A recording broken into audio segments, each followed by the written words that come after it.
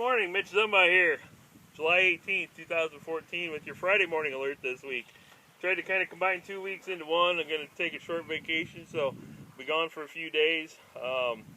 Been walking in fields this week. What a beautiful week to scout corn. Temps in the 70s and 80s. Tuesday was a little cool, but other than that, temps in the 70s and 80s. And ideal corn growing weather, ideal crop scouting weather. Pollination is coming along very well. You know, a lot of the fields are tasseled out or 50% tasseled out, so we're headed in the right direction. We warm up a few more degrees and we'll have that happen in a hurry. I did have the opportunity to grab an ear that had some girth this morning. Took my first kernel count of the year, 18 by 44. Depending on what your population is, you can figure out your yield from there. So looks good. Everything in pollination looks good. We are starting to see a few diseases coming in. Heard many reports of some northern corn leaf blight. Did find some of that in this field this morning.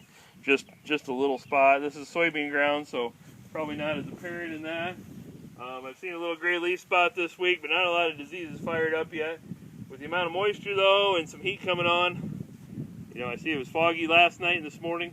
Wouldn't surprise me to see, you know, quite a few of that disease triangle coming together where you have the host pathogen, and now we got the conditions and something to fire up. So as we look at that, we're looking into fungicide application season. I'm going to include a fungicide application chart with this email so you guys can take a look and make your decisions on hybrids and what fields you want to do. Soybeans, also looking at fungicide applications. We're starting in that R2, R3 stage. We got pod formation. So, you know, start thinking about your fungicide applications in soybeans.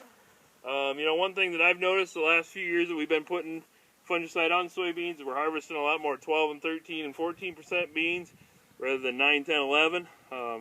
If that's where our yield comes from, so be it. I guess that's what I believe right now is that my beans have just been healthier all the way through and held more moisture into harvest, so I have an opportunity to harvest that extra moisture.